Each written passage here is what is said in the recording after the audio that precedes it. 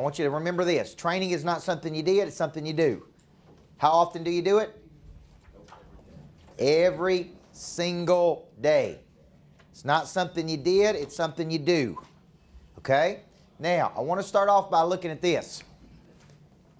This is the number that you said you wanted to do this year. Does everybody have that number? Typically a number of transactions, right? A gross number. That's a big number. Okay? What I want you to focus on is how do we take that big number, break it down to a quarterly number, break it down to a monthly number, break it down to a weekly number, because we ultimately want to end up is what do we have to do today? What do we have to do today? Okay? We call that, what we do every day, high value activity. Everybody follow me here. We call it high value activity. So somebody give me a good definition of a high value activity.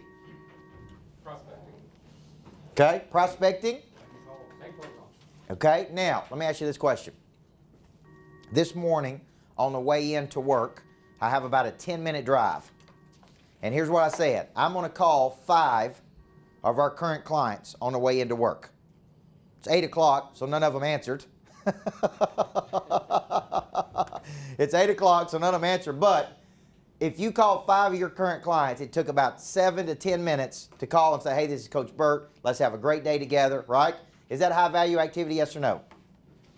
So high value activity is specific intentional activity, because what we're trying to do is we're trying to generate referral business. Okay? And so give me another definition of high value activity. One-on-one meetings. Okay, one-on-one meetings. Okay? And during that meeting, what are you doing? Building connection, creating value. What about strategic partnership? Is that high value activity? Okay? So what we're trying to do is we're trying to get down to what do we have to do today. And this is where people fall off the wagon. So here's something that we're doing today. My guys, Eric's going to step out in just a minute. And what do we do from 9 to 11 every day, Eric? Prospect. Make calls. Every single day. 9 to 11 every single day. Okay? On the bus ride over here, you know what I was doing? On the phone. Making phone calls every single day. Now, compare this with low value activity. What is low value activity? Netflix. Any specific activity that pulls you away from money generating activity. Everybody follow me? Any specific intentional activity that pulls you away from. Now, I'm not asking you to prospect 8 hours a day. You understand what I'm saying here? Because I heard somebody yesterday say, oh, you know, we're prospecting all day long. That's a lie. You ain't prospecting all day long. But what if I could get you prospecting 2 straight hours a day, every single day? That's high value activity. Everybody with me? We're going to work on how to make outbound calls today. We're going to work on how to make a hit list today, or how to better work the hit list, because that was what you were doing last time. And we're going to work on how to touch people 7 times. Because I think this is where we really fall off the wagon. When a person indicates interest, I think this is where we really fall off the wagon. Okay? So how many people are prospecting 2 hours a day right now? Can be honest about it. Okay? Kristen says she is. Okay? Kenny, how many people do you see prospecting 2 hours a day? So nobody really, right? So what occupies our time? Now there's a law out there called Parkinson's Law that says that work expands to fit the number of hours you allot to it. So you may work 12 hours in a day in your mind, right? But there's a difference between money generating activity and just being busy. So I want you to get crystal clarity. High value activity is specific money generating activity. Okay, it is specific money generating activity. Low value activity is any activity you do it that is not. So think of this. The purpose of any business is to create a customer. So when you're working, there's only 2 things you should be doing, guys and girls. You should be spending time getting new customers or spending time with your current customers. There is nothing that is more important than those 2 activities. Okay? Now, let's talk about the training aspect. Our goal is to come in every day and from 8:30 to 9 to train. Now, what could we be training on? Okay? Now, does the military train every day, yes or no? Do Olympians train every day, yes or no? Do you think top real estate agents train every day, yes or no? Do you think top salespeople train every day, yes or no? So what we're trying to do every day from 8:30 to 9, we're trying to train on one concept. How to make an outbound call, how to overcome an objection. Role playing, go. And it's very uncomfortable. If I said, you know, call me right now and tell me what you say when you make an outbound phone call, you'd be like, oh, I don't want to do that. It's very uncomfortable. But that's the point, right? You train with a trainer. Is that uncomfortable? What if it was comfortable? So every day from 8:30 to 9, we're trying to train. We're trying to train, okay? Now you guys have access to our online academy. We gave that to you, okay? We didn't give it to other people. We're making them pay in addition, okay? But if I logged in there and looked at how many people are in there training, and I'll pull it up here at the end and show you how to use it if we need to go through that again. But you should be training on that at least 3 times a week, right or wrong? That's training. That's additional training. Okay, it's not just exposure to training, it is additional training that you need to be training on, okay? Then what we're doing is I'm saying from 9 to 11 every day, because I'm trying to get you in a rhythm, no customer issues. I do not want Eric White working on anything during that period of time except one thing, getting new business. I don't care if a customer's got a complaint. I don't care if somebody called in and something ain't working. From 9 to 11, because let me tell you what people will start doing. They'll start getting away from that. They'll say, well, I need to deal with this. Well, I need to do, it's non-negotiable. 2 hours a day, I want us doing nothing but prospecting. All right? Then you can eat lunch if you need to eat. Okay? Then in the afternoon, you can solve the world's problems. Now, how much more money do you think we can make if we committed to this right here? How much money do you think you make? Double, 10x. I mean, do you believe that? So what would prohibit us from doing that? What would prohibit us from sticking to this schedule right here? It's uncomfortable. We're not good at it. Yeah. Distracted. Here's my belief, guys. It's just activity. If you boil down, I'll tell you that selling is not as much about skill as it is about pure activity. Do you believe that? That's why some real estate agents don't look very good, but they out-hustle people. I've got guys who are total introverts, can't talk to anybody, scared to death to talk to people, making all kinds of money, doing 6, 7, 8 deals a month in real estate, and I'm like, this guy ain't any good at all. But you know what he will do? He will just get out there and hustle. We got guys in the program that I'm telling you are so socially awkward, they're scared to death to even talk to people, are still doing 5, 6, 7 deals a month. And you know why? They would just get in there and just bang it out every day. Right? So here's what people start doing. They start just getting distracted, and they start getting lazy, and they start not, they don't want to be uncomfortable, and they don't want to make outbound calls, and they don't want to prospect. And this is the cold hard truth. It's just about a transfer of energy. Do you believe that? Now, when you really skill up, when you really begin to skill up, you're going to make a lot of money in real estate. But the top agents I'm coaching, so you guys do call days 2 days a week, is that right? Tuesday and Thursday, 9 to 11. Is everybody in there on the phones making calls? 9 to 10. 9 to 10, everybody's in there making calls. What do you find out when you have that concentrated period? Focus. See, if it was me and I was your coach, I'd say every day we're making calls from 9 to 11. Right? Now you're already shaking your head. What are you thinking? I don't think you want to know what I'm thinking. Yeah, I do. Yeah, really. I really don't. Now, I'm open. That's okay. Keep going. Okay, here's the deal, guys. I'm coaching people making millions of dollars selling real estate. You know what they do? They get on the phones. They're calling people. They're talking to people. They're not being secret agents. They're not afraid of the phone. They're not afraid of rejection. They realize that this is a pure contact business. Right? We got a guest who rode with me over here today. I didn't even talk to him on the way over here. You know why? I was on the phone. Right? As much as I appreciate him coming, I still got to run a business. Right? He's not offended. You offended, Paul, that I was on the phone? Because I got to run my business. My wife's dependent on me. My daughter's dependent on me. My future's dependent on me. My employees are dependent on me. So what I made up my mind is I'm not going to let anything stand between me and my destiny. I'm not going to let another person stand between me and my destiny. And I'm never going to put my future in another person's hands. Everybody with me? So if you can't make those calls, why did you get into real estate?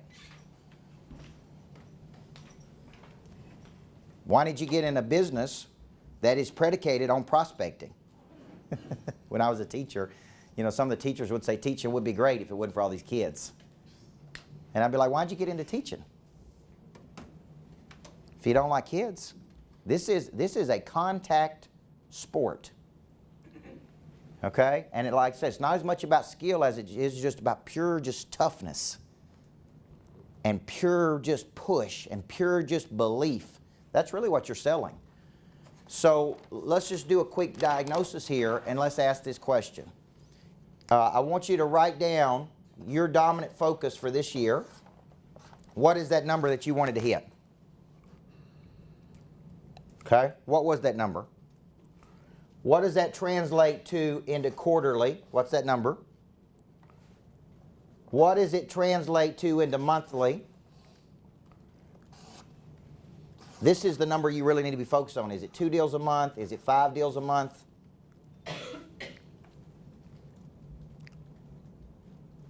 Okay? Because that's what you need to be hitting every 30 days. Every 30 days. Now, when you're looking at this concept of if I'm not hitting that number, where could we go to work? If I'm not hitting that number, where do you think my biggest problem is? Is it because I don't have enough leads? Okay, how many people think that's the problem? Anybody? Okay, got one. Anybody else? Okay. All right, so if I don't have enough leads, why don't I have enough leads? Jim, why would a person not have enough leads? You're not circulating enough. Okay, so I want you to just think about this, guys. What we're trying to do is here's what I look at. If I'm not hitting my sales goals, I start looking and asking this question, how many leads are you getting every week? Okay, all right, how many leads do you think you're getting a week? How many are you getting a week? I don't know. If you had to guesstimate, how many would you think? 5. Okay, all right, so let's say he's getting 5. Now, here would be my question. Is 5 enough for you to have enough opportunity to close enough deals to hit the goals you want to hit every month? Okay, all right, so 5 times 4, so you're getting 20. You're getting 20 a month, right? Sure. Okay, now, how many do you think you need to get? Good question. Okay, I mean, how many do you guys think you need to get a week? Well, there's a difference in leads. Yeah, We what's get conversion leads rate? and they're quality leads. So that's kind of, Closable leads. you know, leads that's a number. Sure. But a lot of those people, I mean, could be kicking the tires. Sure. There are some quality ones in there Absolutely. as well. Absolutely. So, you know, that number, it can change and it's a variable. It changes a lot. Where do you put a lead on your scale of, I forget your terms. Yeah, hit list, Suspect, yeah. prospect. Where do you put a lead? You know, like, I meet a lot of people that, oh, you're in real estate, great, nice to meet you, hey, we should maybe talk. Okay, they're a suspect. Suspect, yeah. Is that a lead yet? Okay, so let me put it in your terms. So I don't want you to think this is unique, because a big myth of a lot of real estate agents is this is only unique to real estate. Every business gets bogus leads. Every business. It's not just real estate. So a few weeks ago, we gave away my book, $1 Million Follow-Up. We did that to get leads. We got 125 leads. There was 125 people who gave us their information to get that MP3. Are those leads? Yes.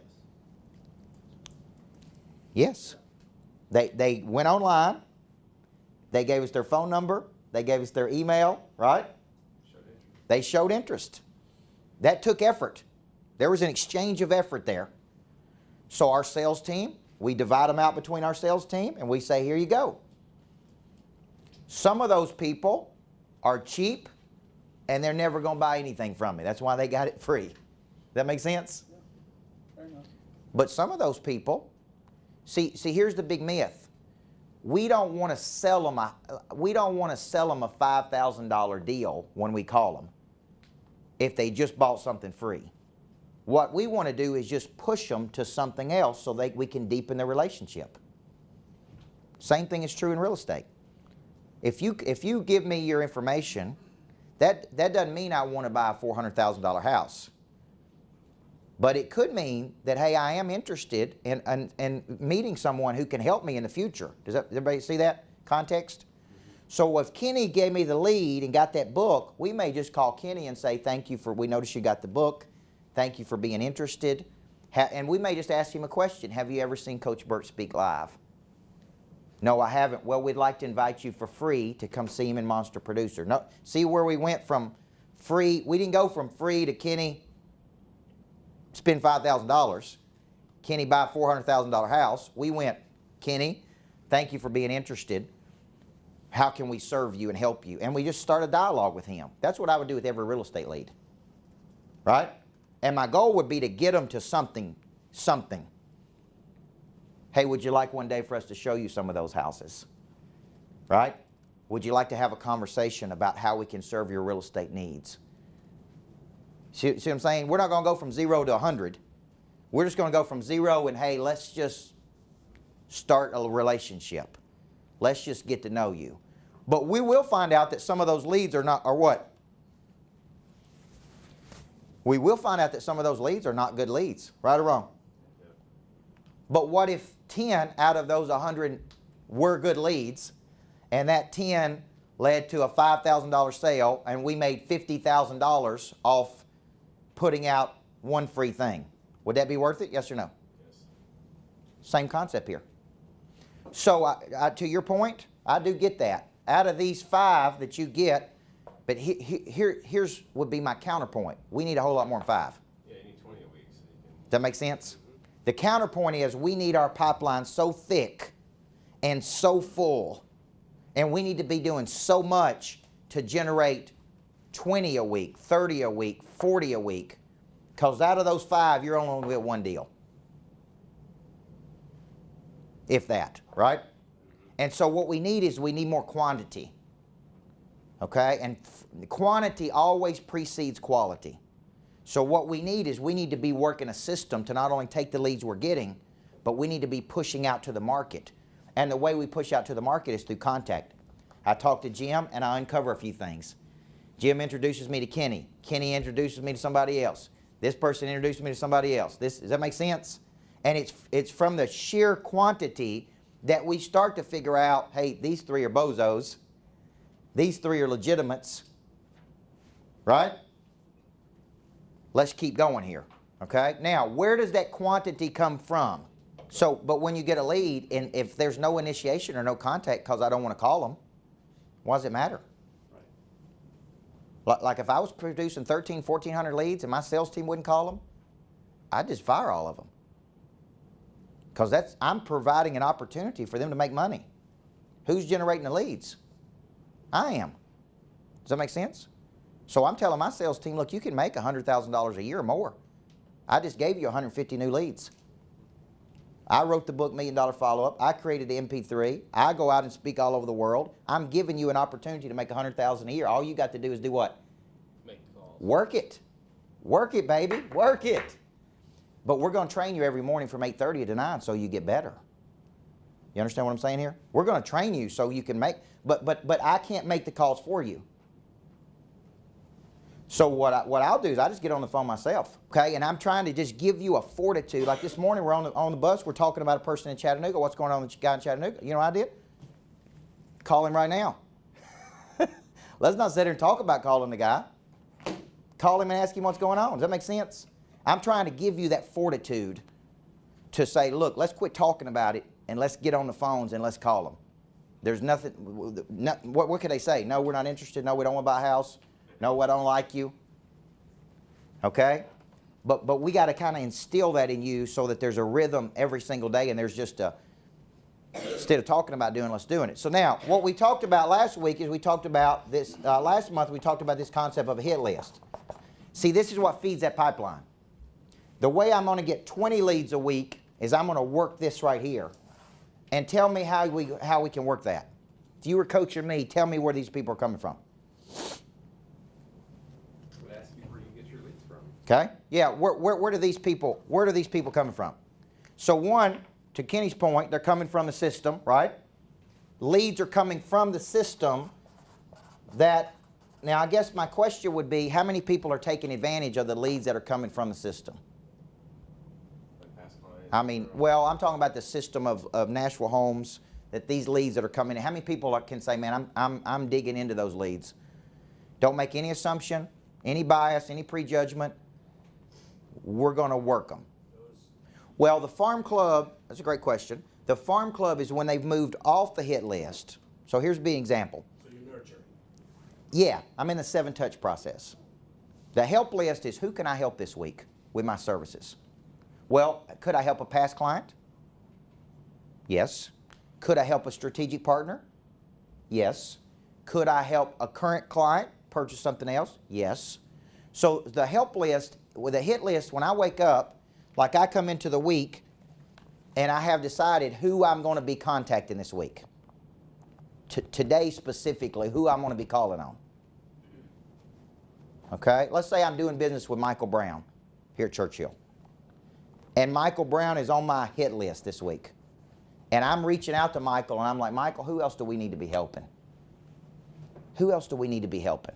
He's like, well, there's 3 people I think you can be helping right now. They go straight to the hit list. Past clients. Remember the stat I gave you, less than 9% of people remember their real estate agent's name after the transaction? All of your past clients could be on your help list. Does that make sense? Like today, I'm hitting these people. So I sold a house to you, I sold a house to you, I sold a house to you. Today, I'm going to reach back out to you. Hey, how's it going? What's going on with the house? Who else do we need to be helping? Everybody follow me? Who else do we need to be helping? So every day, instead of waiting, now, the leads that are generated through the online system are hit list leads.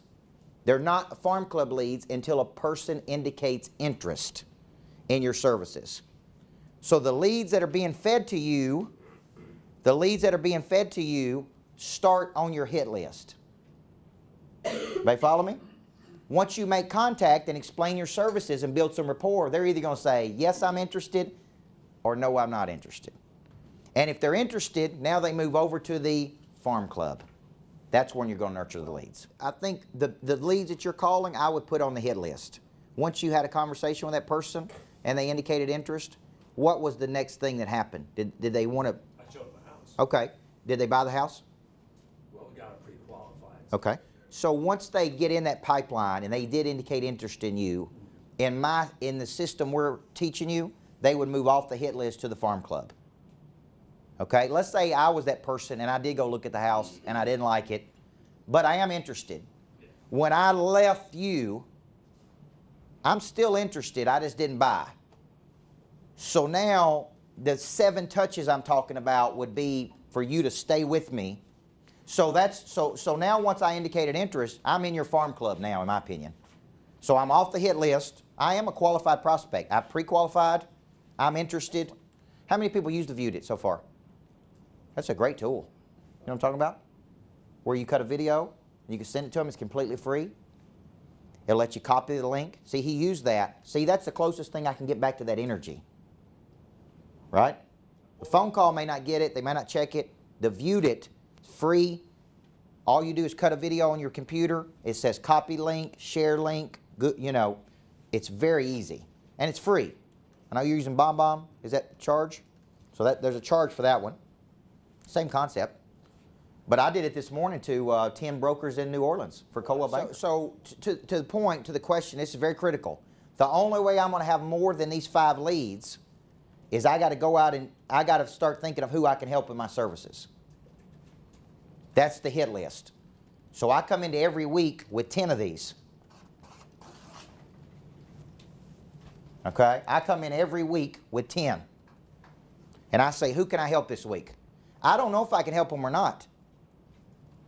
Okay? But so that's where I got to make contact. I share my explanation of services, build rapport. If they're interested, then they move off that to the farm club. But a lot of people in real estate are not working the hit list. That's why their farm club is so thin.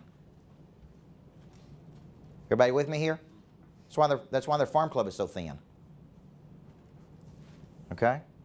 You say 10 a week? I come in with 10 a week every week. And so what I'm doing is banging on people, inviting people, that kind of thing. Yes, sir. A lot of people you just can't get on the phone. So Absolutely. What do you recommend? I text message, I send Facebook messages, I send videos. Do you find them on Facebook? I do, sometimes. Sometimes they're in my network, sometimes they're not. What I'm constantly doing is looking for any strategy that I can to reach out to them. Because remember, people are just moving, man. They're just in that current of the urgent and they're moving fast. But if they indicated interest, it's very, very critical that they know that, hey, we're working hard to earn your business here. Hey, have you noticed how hard we're working to earn your business? In a given day, if you make X number of phone calls, you're going to get some on the phone, you're not. What should you say when you leave a voicemail? This is Andy, call me back. Yeah. Okay. That's what you say? This is Andy, call me back? Hey, this is Andy, call me back. Okay? It works well too. Yeah. If it works, work it, baby. If it works, right? I really do. I don't give my company so name vague, or I don't anything know else. what to Yeah. Give me a shout. Yeah. You get better odds, Yeah. I think. Sometimes I'll say, hey, this is Coach Burt, there's 2 specific things I got to tell you, and it's time sensitive. Call me back by 3 o'clock this afternoon. You know, but if you will give them something very specific, they call you back. But my point to you is this: I want you to really understand that the way we fill a pipeline, is we come into the week with an offensive posture, which means there's people that I'm working, and I just call that the hit list. There's people I'm circulating with. There's people I'm coming across. So, right? And I'm going, hey, I'd like to work with that person. I think there could be some opportunity there. Hey, I think I can help them with my services. I start with 10. They could be leads that are coming in. I actually choose 10 people. Now, could I get these from referrals, yes or no? Sure. So I can ask Jim, hey, Jim, who else do we need to be working? Jim may say there's 3 agents in Nashville that I think would be good for your services. All I say is, will you make the introduction? We'll do all the work. Now I got 3 new people on my hit list. Everybody follow me? I went to the Real Producer event last week. How many people do we see there? You know what I said? I either knew most of them or they knew me, and I was just being introduced to all these people. You know where they went? You know what I was doing? So let's say Kenny introduced me to a person. I just step over there for a second, and then I just put them right in my notes. So I had my follow-ups, all these people from the Real Producer event. They went straight to my hit list. So the next day I reached out to them. Some of them I didn't have their number. I wished out on Facebook. Hey, I met you last night at Real Producer. You indicated interest that you wanted to meet, right? Let's find a time and let's get together. So I'm trying to get your mind open because these people are everywhere. Right now there's 256 million people on the internet, guys, and 125 million of those are looking at real estate deals. There is so much abundance of opportunity here, it's crazy, right? But I got to come into the day with a forward posture. I got to come into the day thinking, who can I help? Who can I help? Who do I need to be on the phone with? Who do I need to be calling? Okay. What would give me one thing that would prohibit you from going and getting that? Anything? Call reluctance. Yeah. Creative avoidance. Yeah. Adults have creative avoidance. Laziness. Not hungry enough. Yeah. So here's the deal, and I tell my team, it ain't about the money. Okay. Listen, I'm not motivated. I'm not at a point in my life that it's about me versus me and my potential. Does that make sense? How many people can we help on the planet? That's what this is about. If you have a conviction about your product or service, then you should be out there, man, sharing it with as many people as you can. Some will want it, some won't want it. So what, right? I'm going to just keep giving it. I'm going to keep aligning myself with people who want it. Okay? And I'm not going to get my feelings hurt by people that don't want it. Okay? All I can do is just shove it out to the market, this distribution system. Okay? Now, so how many people will commit? How many people will give me a Vince Lombardi moment and say, look, Coach, I'm going to commit. I'm going to be on the phones prospecting 2 hours a day. How many people will commit to that? We commit? There's a Vince Lombardi moment. Let me pull my camera out and take a picture. I'm going to get a recording. I'm committed to it. Listen, if I wasn't with you right now, I would be on the phones 2 hours making phone calls. Okay? If I wasn't with you today, that's exactly what I'd be doing. And I'm going to tell you something. My employees have even tested me on this. Well, can we do call? I ain't talking about this right now. They will test you. What about this? Can we do this right now? Can we do this? Can we talk about this? Can we solve this? No. Let me tell you how many times I can tell you. I got a 5-year-old. I'm good at this. No. Can I do this, Daddy? No. No. Right now, from 9 to 11, I think we can make $1 million more a year by prospecting for 2 hours. Do you believe that? Yeah. I think you can personally make a couple $100,000 more a year if you will just commit to this, guys. And it don't even matter. You're like, well, who do I need to be calling? The leads in the system, whether they're good or bad, right? My past clients, my potential clients, my sphere of network. I'm working anybody and everybody on that hit list. You just give me names and I'll get on the phone with them. It don't even matter, right? We got 10,000 past clients and 1,100 Yeah. in follow-up with Ramsey. So we got 1,100 plus 10,000 right there. I just want you to think that is such an acres of diamonds, right? And don't think linear. And what I mean by that is if I come at you to sell you something, and that's the only thought process I've got, if you don't want what I've got, then it's a zero sum. That's not how I think. I think I have a conversation with you, and there may not be a deal between you and me, but there is a deal over here. That make sense? So this is a problem with a lot of people, is I come at you one way, and if there's nothing here, it's like, well, he's not buying a house today. Right, but their niece might be selling or. Don't matter. That ain't the point of the phone conversation. The point of the phone conversation is to uncover his network. The point of the conversation is to uncover. So I've got one real estate broker that believes in having 10 critical conversations a day. Just 10. And in those 10 critical conversations, you're going to uncover so many things that you need to be doing. And so you say, well, Coach Burt, man, you're asking me to do a lot. Look, today I had 1, 2, 3, 4, 5. I just got 5 on my schedule. So today, at some point, on my way into work, I call 5 customers. Right? So just get in your mind that high value activity is money generating activity. Okay? It's money generating activity. Yes, sir. You ever use an auto dialer? I have not. I do know people that have, but I have not. I mean, I just pick up the phone and hit it, but some people do use auto dialers. Okay? So to me, I think it's kind of like getting your mind ready for what your body's about to do. Nobody likes to get on that phone for 2 hours, right? Nobody does. But it's getting your mind ready for what your body's about to do. It's like, man, it's game time. Let me get my stretching on, right? And let me get in there and let's get after it, okay? Now, if you break down anywhere on the hit list, where would you break down? As far as when you make the phone calls. Does anybody have any call reluctance about what you say? Because what we've given you today is we've given you a script. I think the source of the lead determines the script. Yep. If it's a sphere or past client. Yep. Or, friend of a friend. Absolutely. Now, if you're in my if Kenny's in my top 25, I had a real estate agent, this shocked me, that he asked me this question. He's like, well, what's my script if I'm calling somebody who's in my close sphere? And I'm like, you don't need a script, man. It's one of your buddies. Right? But he had been so programmed that he needed a script. No, hey Kenny, what's up, man?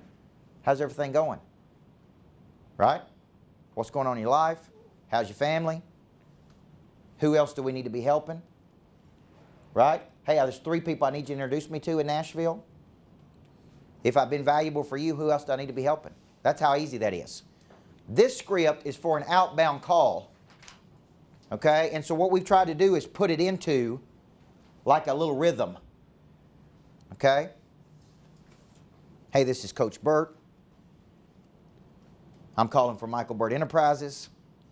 Is this an appropriate time to talk? But then you're giving them an opportunity to say no, and more often than not, they will. Now, but if they've indicated interest in your services, okay, a lot of times I don't personally use the permission. Bill does, but I don't. I don't ask for permission. I don't ask you if this is a good time to talk. You You answered. picked it up, it is. Yeah. Right? Because sometimes if I ask if it's a good time to talk and they say no, I say, well, why did you answer? If it wasn't a good time to talk. Right? Hey, this is Coach Burt, right? Here's the purpose of my call. Okay? I understand. I'm doing a little discovery here. What I'm trying to figure out is where I need to pivot. I understand you're looking at this. I understand you're interested in this.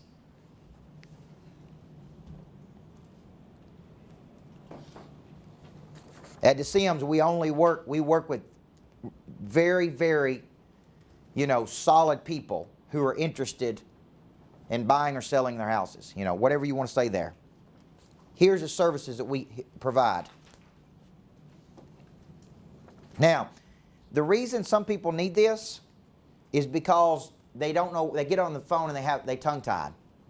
Right? It's like, I'm a little nervous. What do I say? How do I say it? So some people need this script. Hi, this is so-and-so, first name only. Okay, don't say first and last name, say first name. Hi, this is Michael. You indicated interest in this. I noticed where you indicated interest in this. If you want to ask for permission, you can. I don't. I just keep going. Here's the purpose of why I'm calling. I understand you're looking at a 3-bedroom, 2-bath house. Okay?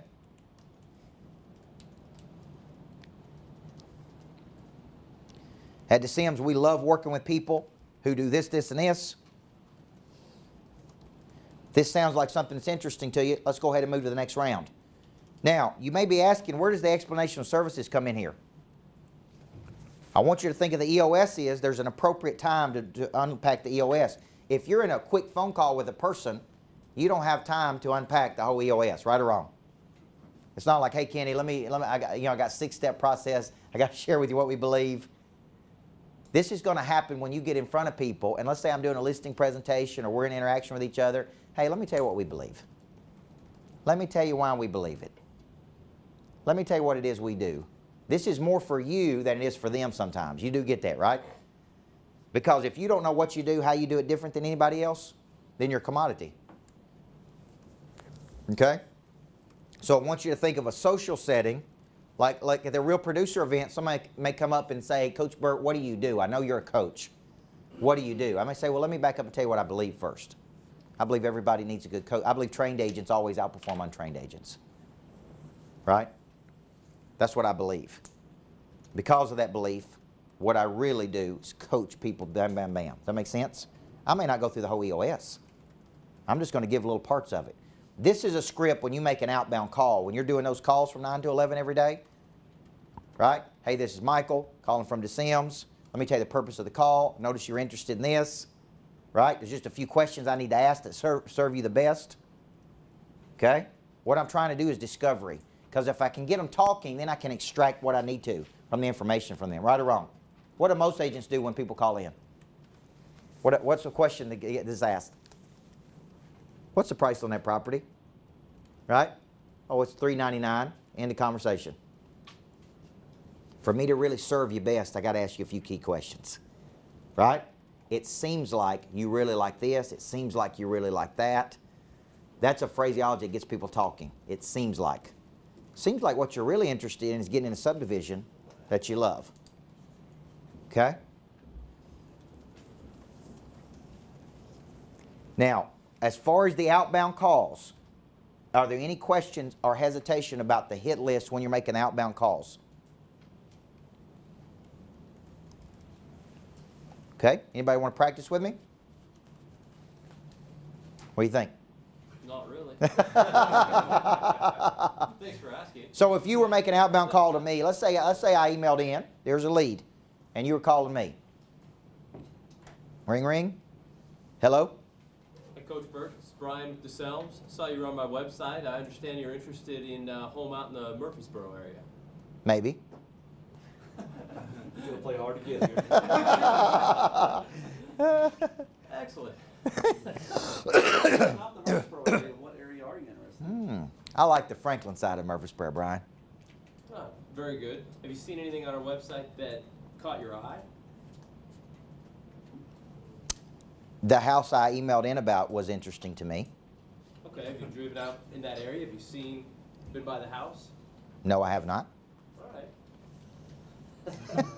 What is it about the house that you Okay, like? good. I love the fact that it was a 2-acre lot in a private gated subdivision. There's not many around that area. Okay?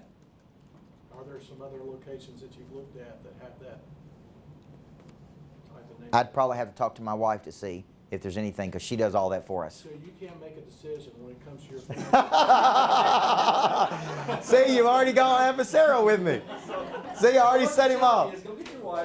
So your wife, well, she needs to be on the phone talking. Yeah.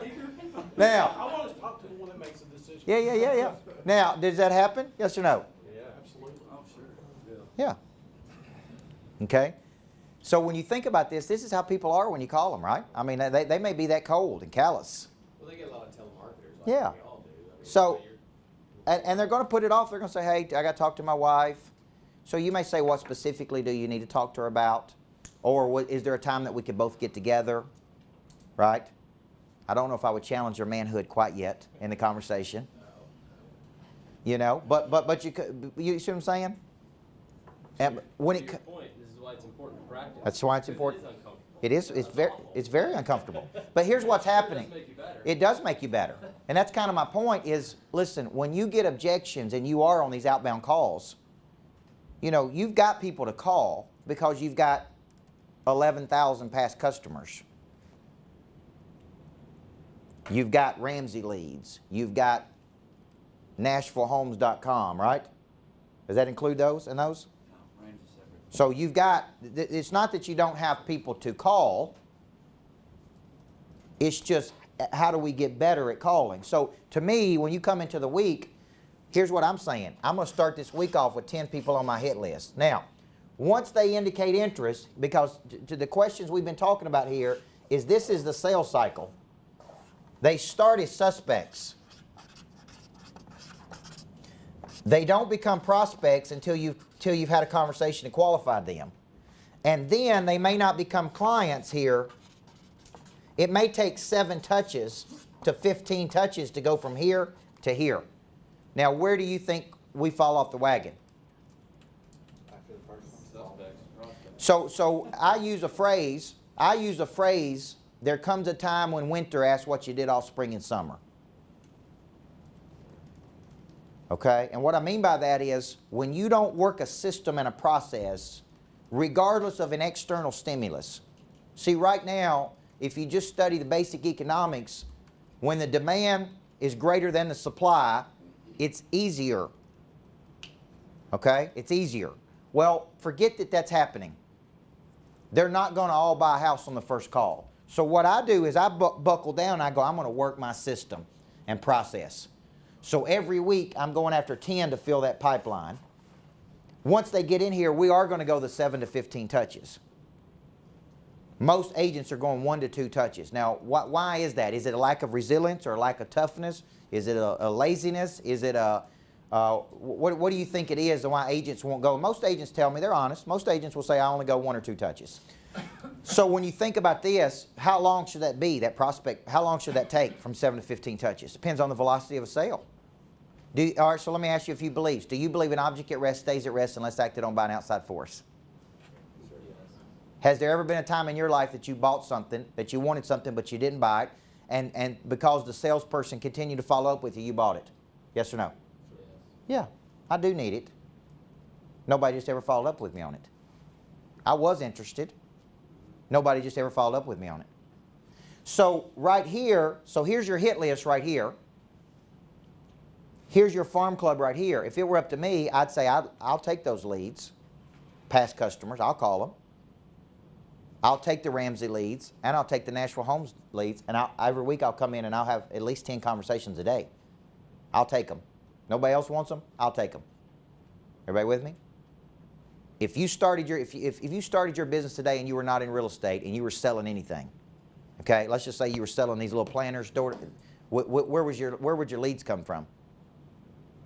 Your sphere. People you know. They wouldn't come because a system is feeding them to you. I don't wake up with any leads. All of my leads have to be self-generated. I'm not buying any leads. I don't have any leads coming into me. So if I don't go out and like generate leads, I don't have any. So I'm constantly looking like, where do we follow up with people that like my stuff on Facebook. If you like my stuff on Facebook 2 or 3 times, you're going to get a phone call going, hey, we've noticed you like Coach Burt's stuff. We don't try to sell them a $5,000 package. What do? We just invite them to go a little bit deeper. Let's just get to know each other. Everybody understand what I'm saying? See, your thinking is like this. I'm going to sell you a $400,000 house on the first phone call. That's like, oh, I just met my wife and I asked her to marry me on the first night. Okay? Here, listen, here's what you ought to be thinking. This first phone call is for me to acclimate myself to you, to push you to something else, to get to know you a little bit better so I can uncover your needs. I don't know where the deal is here. May not be a deal at all. You may turn out to be crazy and I don't want to work with you. Right? But I don't know that until I first at least do my discovery. So see, the flawed perception is I'm going to call you on the first phone call and you're going to buy a $500,000 house on call number 1. Is that a myth or not? And if you don't, I'm pissed off at you because you didn't do it. See that? That's how real estate agents are thinking. I look at it as I don't know if there's opportunity here or not. There may or may not be some. I'm going to go through this process and just push you to something else. If I was a real estate agent, hey, I'd love to take you out. Based on what you said, there's 3 houses I have that are perfect for you.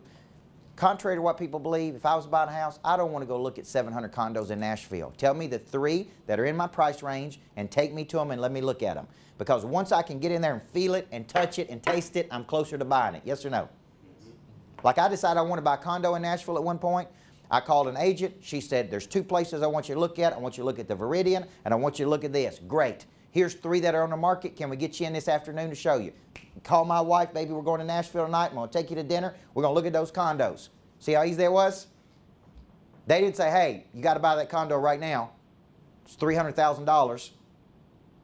They said, hey, let's just go ahead and get you down here, Coach. I think once you see it, it fits exactly what you need. It's in the price range. Yeah, but I only want to spend $250. Well, you can't get a condo right now on $250, Coach Burt, but I can get you one at $289. Does that make sense? Nope. I did make offers on it. I made 5 offers on it and didn't get one. And I actually offered over asking on 2 of those. There was so much demand. But see, when I called in, it should just be that. Hey, there's 2 things I got. Love to show you. I think I can get you in tonight if you want to see it. Does that make sense? They're not asking to marry me. They're just going to take me on a date. Once we get in there, once I get in there, Jim, then I'm going to go, you know what? Really don't like this. My wife's kind of freaked out. It's too close to downtown. She thinks people get too wild when they go downtown. Oh, great. Now that I know that, I've got one out here, right? In this part of Nashville, perfect for you. $289, a little bit over your budget. Hey, $30, $40 more a month. We can take it, right? We don't know that. We don't even know that until when? Till they got me in that condo and started talking to me. Why do you want to buy a condo in Nashville, Coach Burt? Well, love Nashville, love energy, love country music. Great. Now that I know that, right? What are you looking to use a condo for, right? I can't extract all of that in one phone conversation, but I can extract it when we're face-to-face. So just remember this. Here's the big lesson of session 1. First phone call is to make contact and to push them to what? Something. Meeting, face-to-face, talk, something gentle. Then discovery. Then push them. Listen, pivot. Okay? But I think we've identified a little bit of a part of our missing structure here is we're not starting off with this. We're not starting off coming in going, I got 10 people this week, I'm going after. Right? We're kind of just playing defense. So these leads are coming in and we're acting like we don't have any leads, but we really do. We got all kinds of leads. We just got to work them. And part of that is just getting on that phone. Now, when you get on the phone that much every week, what's going to happen to your phone skills? Because you're going to get off some of those phone calls and go, man, I sucked. That was awful. I can't even believe I said that. Right? But you need to do that. Like you need to have enough phone calls. Listen, experienced people. Bill's 54 years old. And he's been selling his whole life. And I heard a phone call the other day. I'm like, man, what in the hell was that? He's like, I'm tired. You know, I'm tired. Hadn't eaten anything. I'm like, man, he knew it. He knew it was an awful phone call. But the guy made 37 phone calls. I don't care if he makes one bad phone call out of 37. The fact that they made 37 is what I love, right? That's how you get great, man.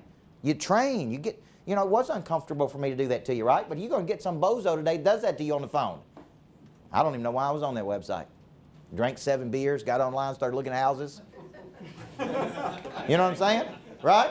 What are you going to say? Well, let's get you a few beers, man, and let's go look at a house. Right? Yeah, what kind of beer can you drink, man? Let's get together and look at them together. But my point is, you know, it don't matter, man. I do think you can motivate an unmotivated person. There has got to be some skill and fortitude in selling.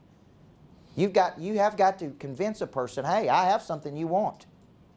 But it's become so easy for people that they quit. It's hard to get agents to do this right here, guys. It's hard to get them to commit to 2 hours a day and making phone calls. But I promise you you'll make a lot more money if you will just commit to this. Okay? Now let's take a short break. When we come back, we're going to talk about this part. Because the next commitment we got to make is what? We will go what?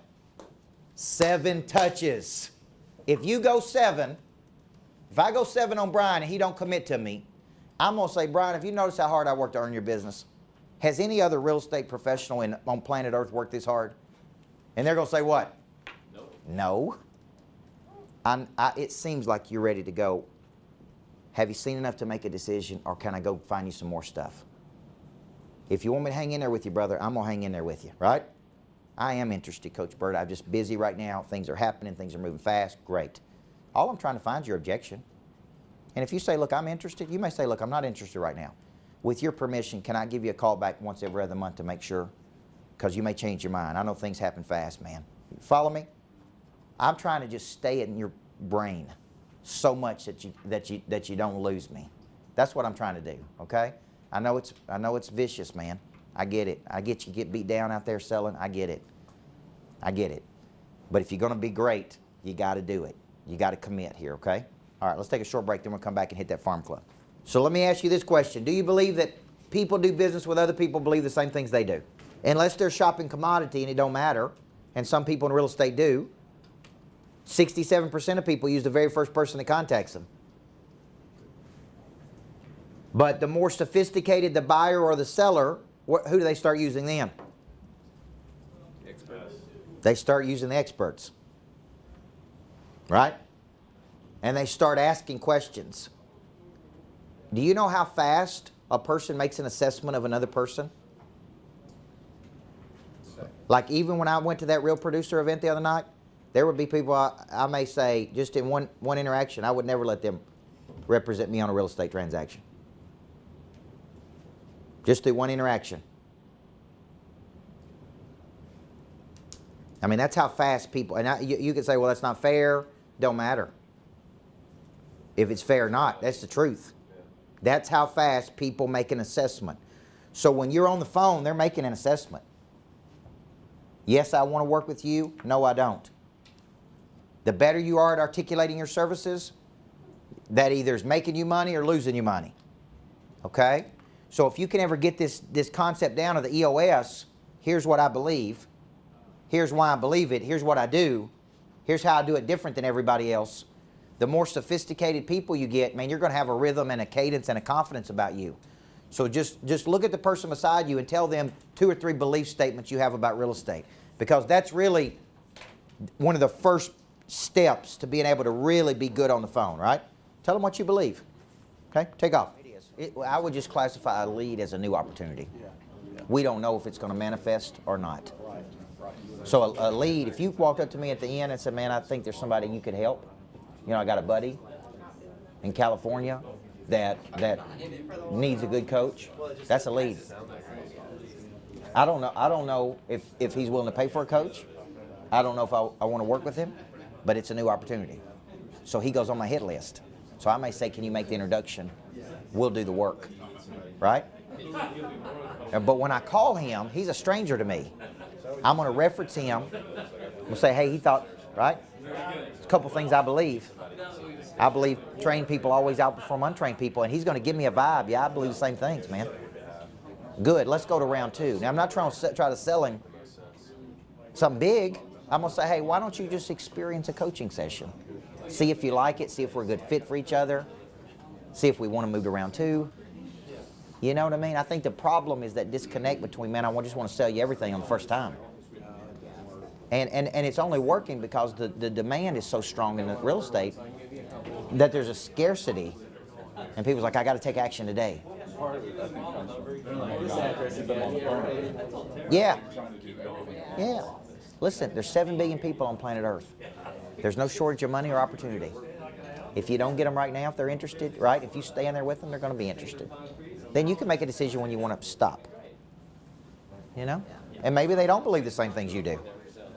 Right? Maybe at some point they don't. Maybe you decide, hey, maybe you don't really want to work with a professional. Maybe you just want to work with anybody. And that's okay. I'm only looking for people that are looking for me. I'm not begging. I'm not pleading. I'm not manipulating. I'm only looking for people who are looking for me. Right? Okay? Okay. Now, here's some concepts I want you to get. There's going to be a percentage of what's called commodity shoppers out there in the world who are just going to use anybody. They don't know any better, right? You're going to pick up some people because you're the first person that contacted them. Look at the stats. Stats say almost 7 out of 10 people use the first real estate agent that calls them. That's why speed is so critical. Now, we talked about in the last session how the brain, people make big buying decisions on the weekends. And you know why? It's when their mind is relaxed. So if you've not followed up with them appropriately and you're not in their face, then they just move on to something else. And with children, it's object impermanence. A child wants something, they got to have it, they got to have it, they got to have it. If a child turns their head for 1 second, you can move it, and they forgot that they even wanted it. Same thing is true in houses. I want a new house, I want a new house, I want a new house, but nobody called me, nobody called me. You know what? We don't need a new house. We're perfectly fine where we are. That's how fast people can change. So the reason I'm trying to get you to understand this whole process from here to here, 7 to 15 touches, is because I could be totally attracted to something one day and not attracted to it the next day. So your job is to keep my interest and pique that interest over and over and over. But remember the linear thing I was talking about with Brian, right? If I go to sell you this and it don't work, a lot of people just give up. You need to think of yourself as having all kinds of products. So you're coming to the store, and I know I wanted to sell you this, but that ain't what you wanted, and that ain't what you needed either. So I got a whole store of other products to sell you here. You follow me? And I'm going to keep coming back to you. Okay? Now, a few weeks ago, I made an offer on a property for a wedding venue. I don't know if I was in negotiating when I talked to you. I offered $1.1 million for the property. It was listed at 1.5. I love the property. My wife loved the property. We're going to turn it into a wedding venue. Weddings are very popular. People don't get married in churches anymore. So they make a lot. There's typically high profit margins in there, and my wife wanted to run it. So we found this beautiful lodge. I made an offer. I put a contract in. Okay, they countered at 1.35. Well, as we were doing our due diligence, we found out to convert that property to a wedding venue, we had to have a sprinkler system. We had to do parking. There was another $200,000 or $300,000 going to have to be in that project. So I said, I'm not going above 1.1 million. That's it. If they want to sell it, that's the offer, right? Now, that agent did a lot of work. She went to the codes. She went to talk to the engineers. She spent a lot of time trying to put that deal together. And it was heartbreaking for me to tell her, look, we're not moving forward. We're not countering. You did a lot of work, and we appreciate you, but we're not going to do this deal at any higher rate than what we've already offered. Does that make sense? Now, what I looked for was how she handled that. She could have got mad. She could have pouted. She could, right? You know what she said? No problem. I know what you want now. I'll Yeah. find it somewhere else. That's what she did. So within the next 2 days, she started sending me new opportunities, right? She didn't whine, pout, feel sorry for herself, quit on us. She just said, okay, let me go back to the drawing board and keep working, right? She didn't sell us A, she just pivoted. And so every other day I'm getting a new property, right? Now, let's say I don't go buy a wedding venue. Let's say that we're off that now. We're not even going to do that. Did the agent lose in that deal? Am I talking about it right now? You think I'm going to refer to other people? She may pick up 4 or 5 or 6 more deals. Because there's somebody's going to come to me and go, I'm looking for a real estate agent who will flat out go out there and fight for me. And I'm going to go, I know exactly who you need to call. So in her mind, it's a long game. It's not a short game. But most agents, their thinking is, I came at you, you didn't want it, I got mad, I didn't get a deal, I'm moving on to the next one. There's a whole lot of deals right here with this one person. Even if he never does the deal, I may get 4 or 5 referrals just by the way I work with him. Does that make sense? And I just fight for him. So when you do make these calls, this 7-touch system is 7 to 15 from here to there, okay, is where the farm club is. Now, so let's talk about how you should follow up. How should you follow up once a person indicates interest? What are typical ways that real estate agents follow up? Let's go see a house. Okay, let's go see a house. You send them property, sign them up on automatic searches, you put them on drip, you email, text, That's right. call. And this actually happened. Has happened to me before. Is I indicated interest in a property. I met with the agent. I looked at properties. I liked the agent. But then from that point forward, all I got was automated drips. I never got a phone call back. I never got, hey, I got 3 more properties that we could show you.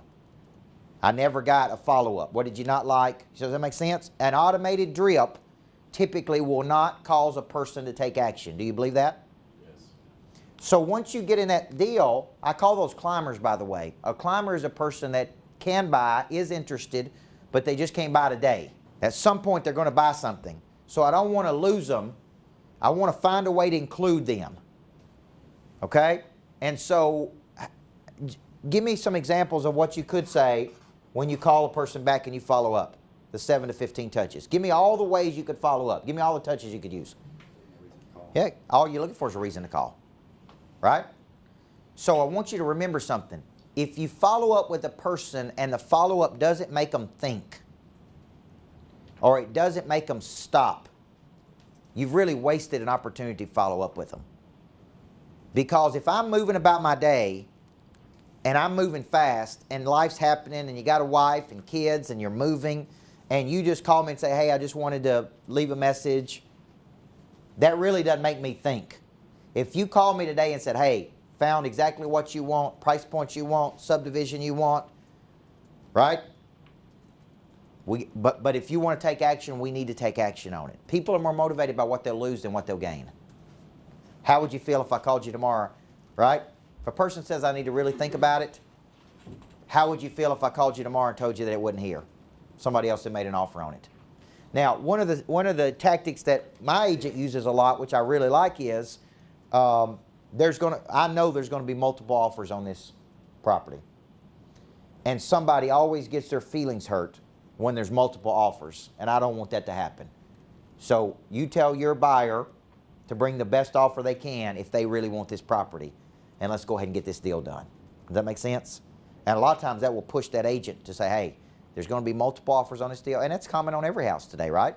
So if you know that a person is motivated more by what they'll lose than what they'll gain, you understand that losing something is a motivator for a person. Okay? So I say a lot, it seems like you really love the bathroom in that house.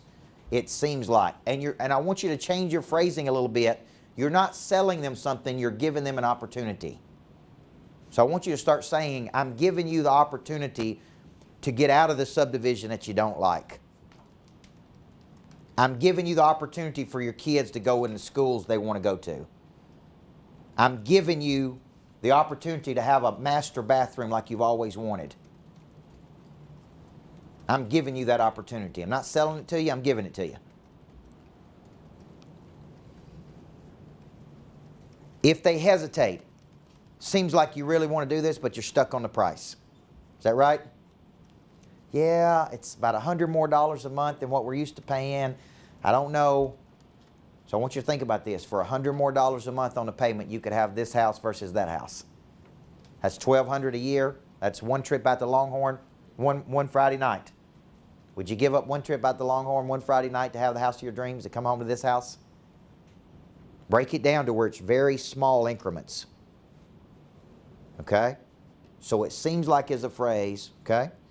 Now, let's diagnose where the problems are. So where are we losing money in the follow-up right now from your assessment? All right, now let's take that question. Now, when you say challenger, we live in the South, and a lot of people get freaked out by the challenge. What if I told you 40% of top salespeople were challengers? Only 7 to 11% are relationship builders. So when they do studies on who are the top salespeople of any company, they're all what's called challengers. And a challenger is a person that basically is an expert, number one, because you can't be a challenger if you're not an expert. That'll come across as arrogance. But a challenger is a true expert who will challenge the assumption of the person they're selling to. Like I may say, we can have this conversation today or we can have it 6 months from now. But you and I both know nothing's going to change until you make some serious changes, right? If you got to sleep on it, you're probably not going to sleep in it. How would you feel if I called you tomorrow and told you that the house you always wanted is gone because somebody put a contract on it tonight? I believe there's a power in taking action. There's a cost to inaction in real estate today. You follow me? So that's challenging the prospect. Now, do any of you feel like that's too aggressive? Because pure relationship builders, now it has a lot to do with your tone, right? I joke with people a lot when I'm selling. Hey, you told me what you want, man, I brought it to you. What is stopping you from taking action? Come on, brother, there's power in taking action, right? We're losing 10% of momentum every day we don't act. So I joke with people when I don't make it so stiff. I have fun with them. Man, you told me you wanted to get a return, right? Like a guy told me I had to talk to his wife the other day, and one thing I use, did you get your wife's permission to grow your business by 43%? Here's what I say a lot of times. Is your wife, how do we get your wife on board with you making more money? Would she be on board with you if I helped you make more money? Great. Then she's not going to object to this, is she? You follow me here? So when it comes to challenging people, I don't want you to think of it as a negative. It's just a personality style. It's not a personality style. It's a way in which you make them think more than anything. Right? Okay? If I went down to see my trainer and said I want to get leaner and I want to lose weight, he's not going to say, well, just think about it, pray about it. He's going to say, look, we can have this conversation today, coach, or we can have it 6 months from now, and you ain't going to be in any better shape. Here's what you got to do. You got to get in the gym 3 times a week. You got to eat better. You got to do this. You got to do this. You got to do this. You know why he could tell me that? And I would take it? Because he's what? Our real estate professionals not experts? Don't hire a fat trainer. Yeah. So don't go to a, see, you got to position yourself as an expert. The reason you're coming to me is what? Because I'm an expert. That's you. The reason you're coming to you is because you're a expert. So what do experts do? When you really deal with experts, what do? Do they take control of the sale, yes or no? Yeah. Do they tell you what you need to do?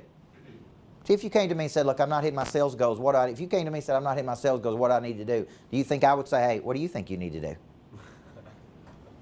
I'd say, I guarantee there's 4 places you're losing money. The explanation of service, your selling system, your follow-up, and your referrals. If I could help you with those 4 areas, how much more money would you make? I may say, are you making phone calls from 9 to 11 every day? Are you having 10 critical conversations? If you say no, what do you think I'm going to say? Start there. Are you serious about making more money or not? Do you see how I challenged him? Now, was that offensive to you? You understand what I'm saying here? So what I'm saying is, if a person's interested in a house, you told me, I may say, you kind of told me what you wanted, man, and I brought it to you.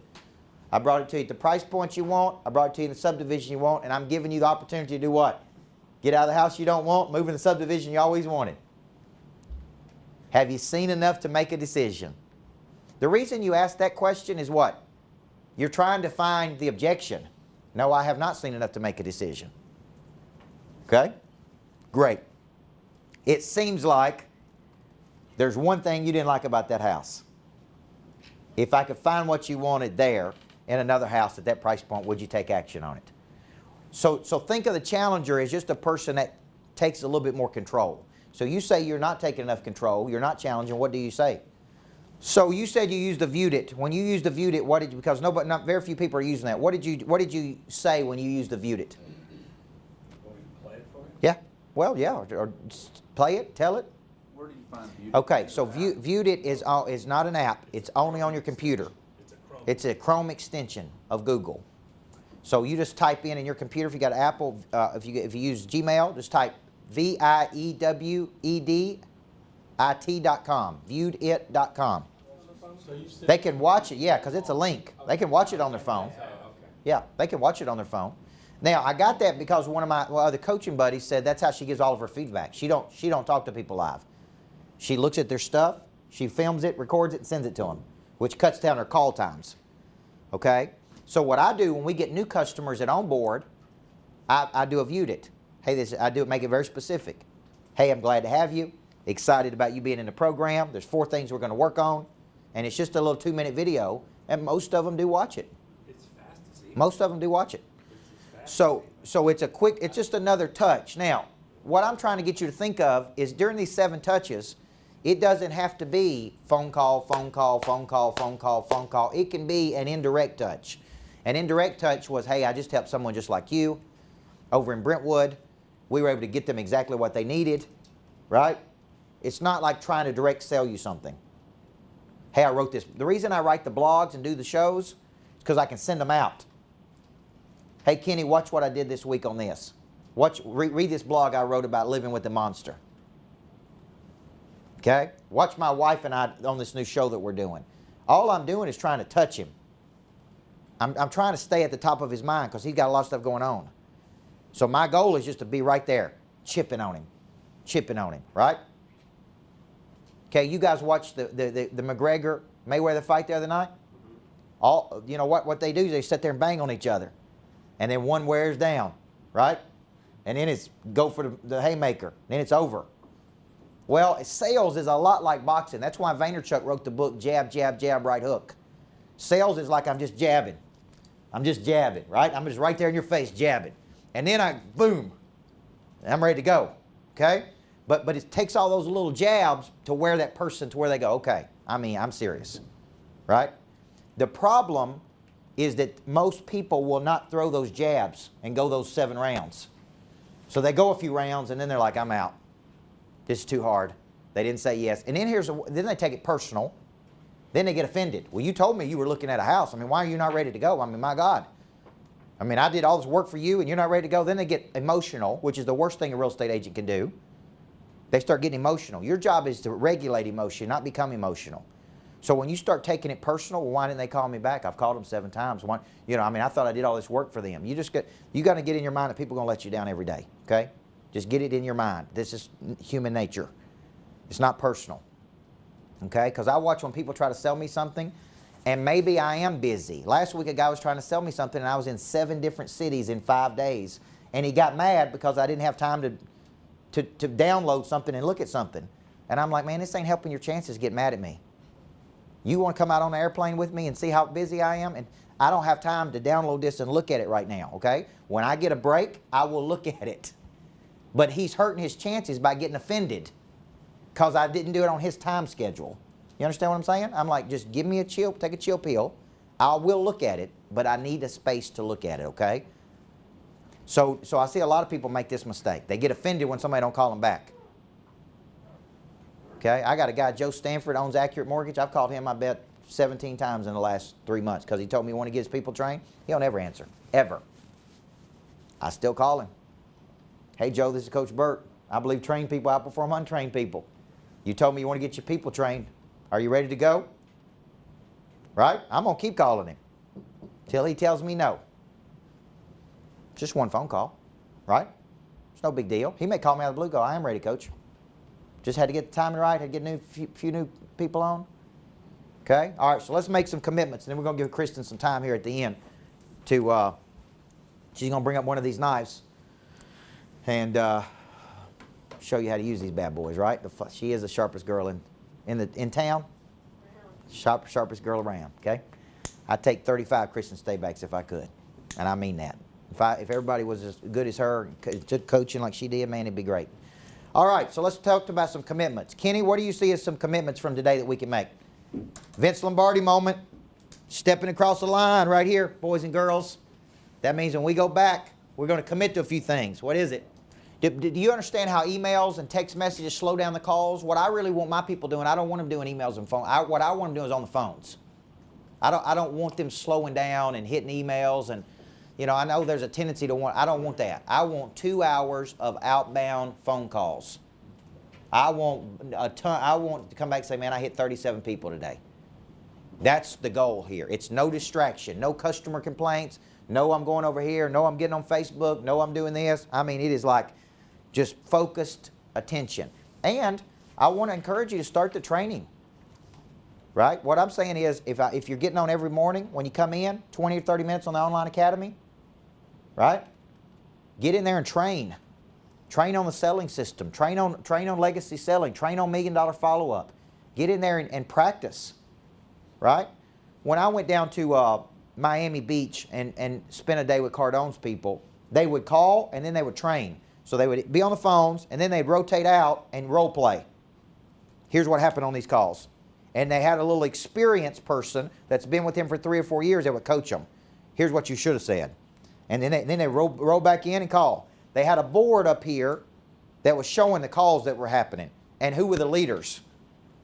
Like it was a competition. Like you could look up there and see this person's already made 37, scheduled 4 appointments, and they were on those phones, man, bang, bang, bang. And then they'd break, roll out, role play. Then they roll back in, right, and start calling. Because that's how they make money. They make money selling that product. And so what he did was he was tracking the number of calls, made it competitive, had some coaching as part of the day. That's really how I want you guys thinking. Even if you said every morning, if our call hours at 9 to 11 or whatever, from 8:30 to 9, we're going to role play a little bit. Let's practice. Let's practice. It's going to be uncomfortable, wouldn't it? It's going to be uncomfortable. But that's what world-class people do, guys. They train every day. They don't train every now and then. They don't just train with Coach Burt a couple times a month, and Bill Maddox. They're in there every day. Online academy, role playing. I'm committing to making these calls. Listen, if you're doing 2 deals a month, do you believe you could pick up 1 or 2 more deals a month if you committed to this? Yes or no? Yes. Every person. What would that do for your business if you picked up 2 more deals a month? What would that do for your wallet? To pick up 24 more deals in a year, all because of just a little bit more effort. I don't even care if you screw some of them up, right? You're going to screw some of them up. Get past that. Okay? So is that our commitment from this session?